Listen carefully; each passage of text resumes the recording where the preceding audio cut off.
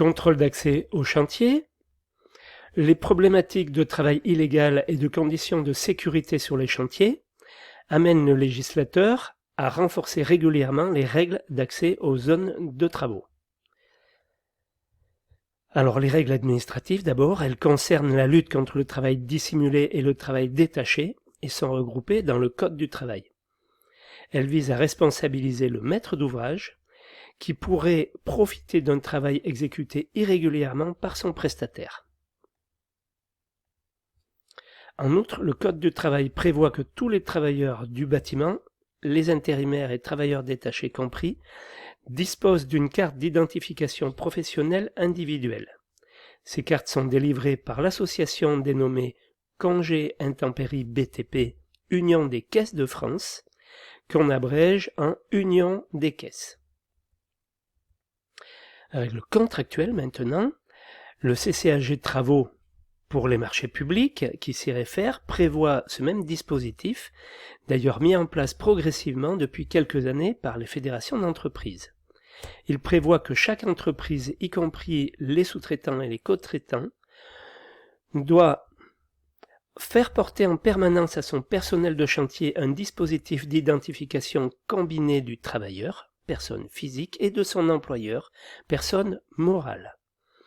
Il peut s'agir de badges nominatifs munis du logotype de l'entreprise, par exemple tenir à jour sur le chantier un enregistrement exhaustif des personnes qui y sont employées. Cette liste est consultable à tout moment par le représentant du maître d'ouvrage, le maître d'œuvre ou toute autorité de contrôle, que ce soit l'inspection du travail, les services de gendarmerie, etc.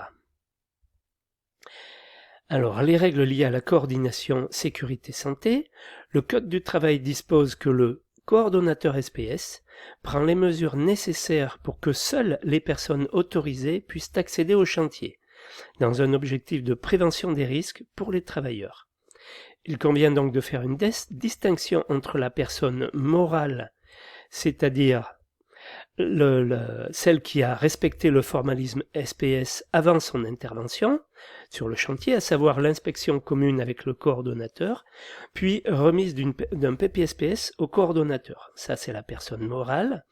Dans le cas contraire, il conviendrait que le maître d'ouvrage et ou le maître d'œuvre interdisent l'accès physique au chantier à l'entreprise.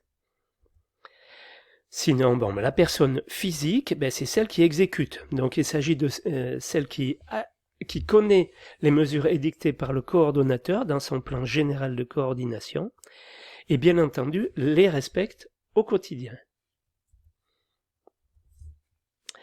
Comme règle de base, un chantier doit être interdit au public et notamment aux mineurs. Une signalisation adéquate doit le rappeler. Une clôture de chantier s'impose le plus souvent. Quoi qu'il en soit, il faut prévoir le balisage des zones à risque du chantier. En ce qui concerne les exceptions, si des visiteurs doivent pénétrer sur le chantier, il est nécessaire qu'ils soient accompagnés d'un responsable du chantier et qu'ils disposent des équipements de protection individuelle minimaux, à savoir casque et chaussures de sécurité. Voire même avec un gilet, là c'est encore mieux, un gilet réfléchissant, c'est plus prudent.